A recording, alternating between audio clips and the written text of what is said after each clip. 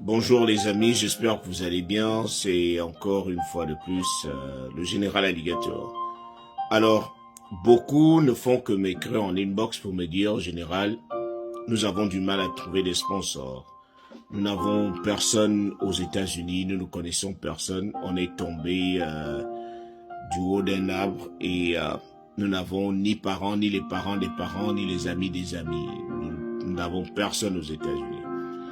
Moi, je suis un peu étonné de savoir que quelqu'un peut se retrouver sans connaître ne serait-ce qu'un ami ou l'ami de l'ami ou le grand-père de la grand-mère du grand-père.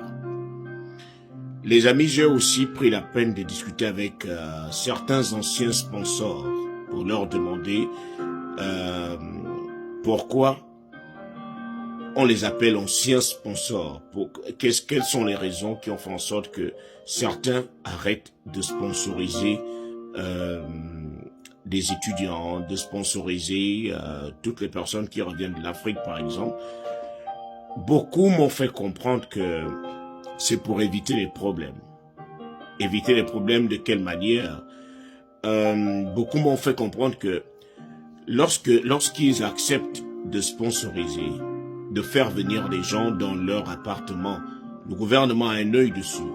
Alors, lorsque les gens arrivent, parfois les gens que vous acceptez d'accueillir chez vous sont des flemmards, des gars qui ne veulent pas travailler, qui ne veulent pas fournir des efforts, qui ne savent pas que ici on ne dort pas.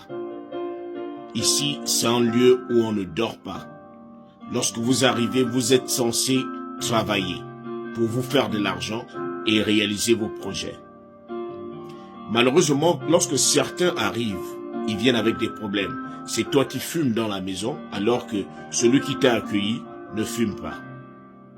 C'est toi qui dors dans le canapé. Au lieu de te réveiller tôt, tu dors jusqu'à 1h, à 11h, tu dors. C'est vrai que tu n'as toujours pas d'objectif, mais lorsqu'on vous accueille ici, on se dit que c'est pour une certaine période. C'est pas pour que vous restiez éternellement. Lorsqu'on vous accueille, on se dit que vous allez rester en attendant votre carte verte pour que vous-même vous commenciez à travailler et que vous commenciez à vous assumer. Les amis, je ne fais que vous le dire. Vous ne pouvez pas venir ici sans avoir au moins un peu d'argent. Même si c'est chez votre frère que vous venez, même si c'est chez votre sœur, votre mère, à un moment ou à un autre, la personne finira par vous dire la vérité, finira par vous cracher certaines vérités en face. Lève-toi et va travailler. Et si on ne dort pas, vous ne pouvez pas venir ici, vous dormez, vous avez déjà les papiers, au lieu d'aller chercher du boulot, vous passez le temps à dormir. Vous passez le temps à finir la nourriture de celui qui vous a accueilli.